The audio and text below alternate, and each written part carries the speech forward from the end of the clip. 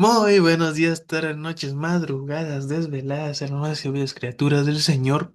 Bienvenidos a un nuevo capítulo de el video diario de Ciencia 3.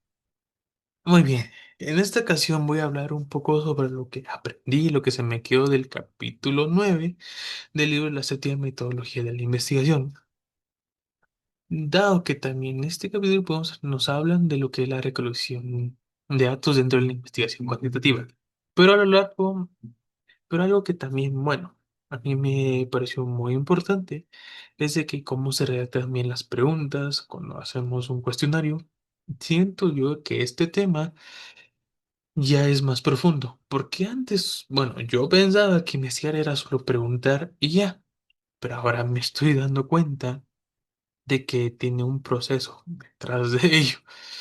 Y bueno, primero que nada, algo que me quedó muy claro es que en la investigación cuantitativa todo gira alrededor de las medidas, o sea, del simple hecho de medir. O sea, no solo es opinar, sino convertir lo que sentimos o pensamos en datos que se puedan analizar. Como, por ejemplo, no es lo mismo decir los estudiantes están estresados a medir el nivel de estrés con preguntas más específicas. Ahí entra la parte de la recolección de datos. La recolección de datos básicamente es el momento en que uno ya tiene el problema de investigación y empieza a buscar información real directamente de las personas o de la realidad.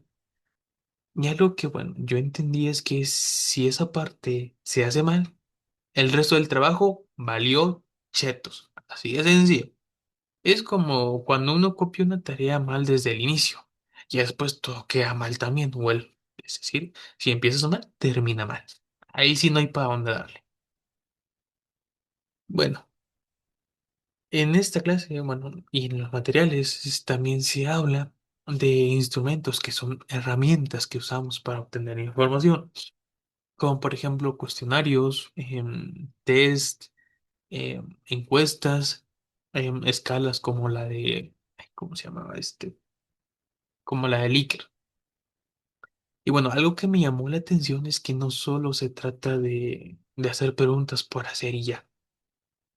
Las preguntas tienen que tener sentido con la variable que estamos estudiando. Como por ejemplo, si yo quiero estudiar la motivación en estudiantes, puedo preguntar cosas que no tengan nada que ver con, o sea, pero no puedo preguntar cosas que no tengan nada que ver como, ¿te gusta el color azul? O ¿te gusta la pizza? ¿Te gusta una hamburguesa? Yo qué sé. Porque eso no mide la motivación, no tiene nada que ver con lo que yo estoy investigando. A eso nos referimos, a eso me refiero yo. Eh, Otra cosa importante es que hacer preguntas, al momento de hacer preguntas, o más bien antes de hacer las preguntas, hay que operacionalizar la variable.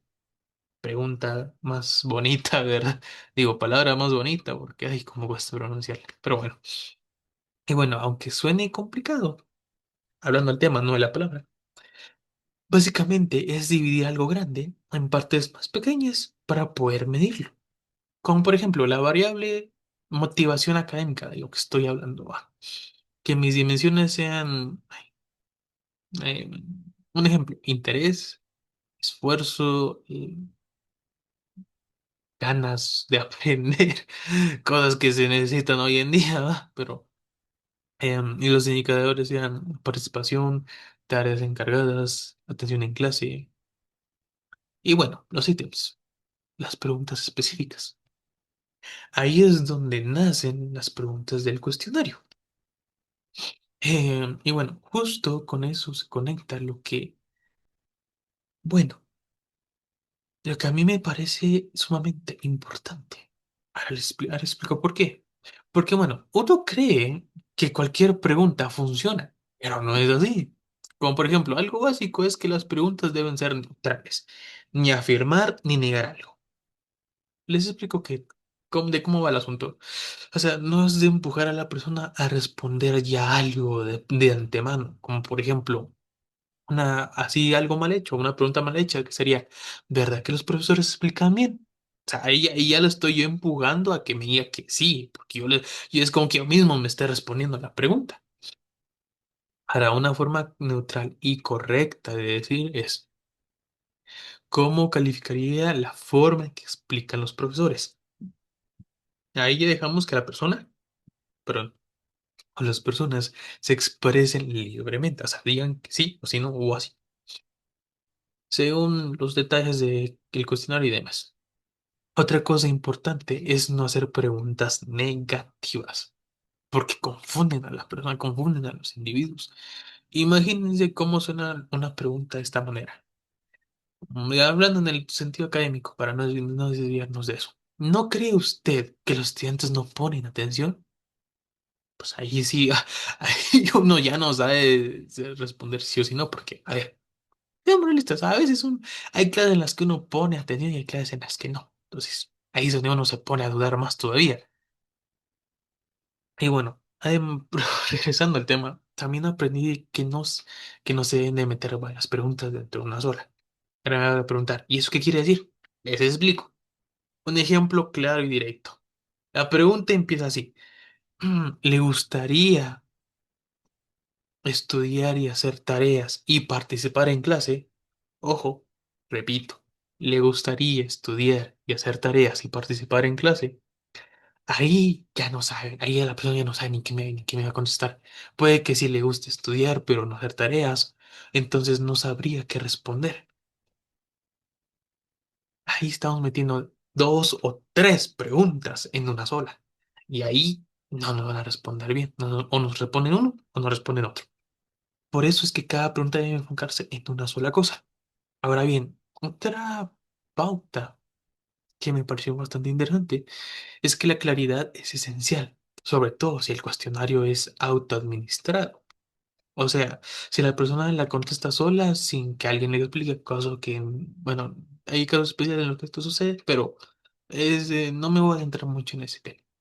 Porque, bueno, si la pregunta es complicada, la persona puede entender otra cosa y la tuya ya no nos sirve. Porque es como nosotros le digamos, le estamos diciendo, yo qué sé, le estamos diciendo que es verde y la persona va a entender que no es verde, que es una manzana. Cosas que no tienen nada que ver una cosa con otra. Bueno, ya que también otra cosa que es importante es evitar que las preguntas sean repetitivas o innecesarias, porque siendo sinceros, aburre. Y bueno, cuando alguien se aburre contestando, empieza a responder como solo por responder, o sea, hacer rápido. Y ahí es donde se pierde la calidad de la información, ahí es donde se pierde la calidad del instrumento, del cuestionario del que estamos haciendo. Ahí ya no nos va a servir para nada. O sea, sí vamos a tener los datos, pero no datos de calidad, sino solo datos que tal vez no van a tener sentido. Ahora, otra cosa es que también es muy importante el anonimato. Es decir, que no se sepa quién lo contestó. Porque las personas sienten que si su nombre se escribe o algo así, no van a responder con sinceridad. Y bueno, a mí me ha pasado a veces y cuando yo sé que está mi nombre anotado, yo contesto cosas, digámoslo entre comillas decentes o cosas como que, o no contesto con sinceridad, porque me da miedo que digan, ah, fulanito de tal puso esto y ojo lo que puso, ah, pero si es evaluación de licenciados, ya va, ahí sí ya valió. Tira. Pero es un, es un ejemplo, ¿ah? Cosas que pueden suceder. Otro ejemplo es, bueno, ya más en el sentido académico, se podría ser si preguntamos sobre el estrés, problemas personales o emocionales, es muy probable que nos respondan honestamente si saben que es anónimo, porque hay cosas que son personales o hay preguntas que a veces pueden hacerlo sentir personal. Y si saben que está el nombre, no nos van a querer contestar con la verdad. Pero si es anónimo, sí van a contestar con sinceridad porque no vamos a saber ni quién respondió, ¿ah? Y también otra cosa muy importante de los inicios es que las instrucciones deben de ser claras, breves y sencillas. Nada de párrafos que nadie va a leer. Porque seamos sinceros, si nos ponen muchas instrucciones, lo primero que hacemos es saltarnos o solo leemos las primeras 5 líneas o lo leemos a la carrera y ni entendimos qué decían las instrucciones. Capaz decían, si usted le entrega esto sin responder, se gana un premio, pero por andar leyendo tremendo testamento, ni cuenta y valió y valió el premio. Pero bueno. Volviendo al tema, otra cosa que yo entendí es que no solo se trata de hacer preguntas, no solo, sino que esas preguntas van a servir. para mí era algo de verdad. Y ahí es donde entran los conceptos de validez y la confiabilidad, cosas, otros temas muy importantes. La validez significa que si estamos midiendo lo que se dice que estamos midiendo, o sea, eso confirma que si la validez significa que si estamos midiendo lo que realmente estamos midiendo. Eso es lo que hace. La confiabilidad significa que si nosotros volvemos a aplicar el cuestionario, nos tienen que dar resultados parecidos. No es que si nosotros hicimos la primera vez y terminamos yo qué sé, terminamos en el punto X, nos vamos a tirar, al volverlo a hacer, nos va a tirar al punto Y. Ahí no es confiable. El instrumento no es confiable, nada confiable, es porque una vez tira una cosa, otra vez tira otra, y si lo volvemos a hacer, nos va a tirar otra vez hasta la otra punta del mapa. Entonces, ahí sí no. Es, bueno, como una balanza. Veámoslo otro ejemplo para que sea más entendible. Si en una balanza, no era balanza, sí era balanza, no, una pesa, ahí, se llama el nombre de esas cosas que tienen para que uno se, el peso, para que uno se pese, digamos, va, así, porque no me acuerdo el nombre, y no me recuerdo si balanza es otra cosa, pero, en fin, para no perdernos del tema. Si nosotros, un ejemplo, yo me subo, me peso, y va, y peso 160. Está bueno. Yo no tuve peso 160. Vengo al otro al día siguiente, vuelvo a subir y peso 180 sin razón aparente. O sea, no es como que haya alguna razón lógica de que por qué yo subí si solo fue al día siguiente. Entonces, no es confiable. Lo mismo pasa con el instrumento. Si sucede eso, si primero nos tiene un punto después del otro, no funciona, no es fiable. Ahora, todo esto a mí realmente me hace pensar que hacer un cuestionario y bien hecho no es fácil como yo pensaba antes, porque detrás de eso, detrás de un cuestionario bien hecho, hay mucha, pero mucha lógica. También me puse a pensar que muchas veces contestamos encuestas en internet sin pensar que alguien se tomó el tiempo de diseñarlas bien. Y ahora entiendo todo el trabajo que hay detrás de ello. Hasta que me tocó vivirlo, no entendí el esfuerzo. Algo que me gustó de este tema es que conecta con la vida real. Bueno, no es porque estas técnicas se usan pues para em, saber qué opinan estudiantes, medir satisfacción, entender problemas sociales, mejorar instituciones y demás. O sea, no solamente es teoría.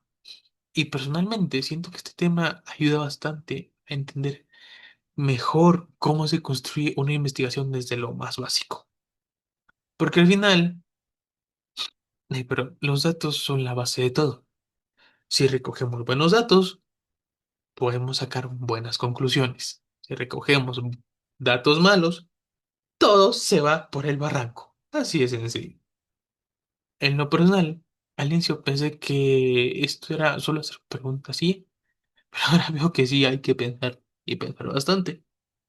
Cómo preguntar, qué preguntar, para qué preguntar, y eso cambia todo.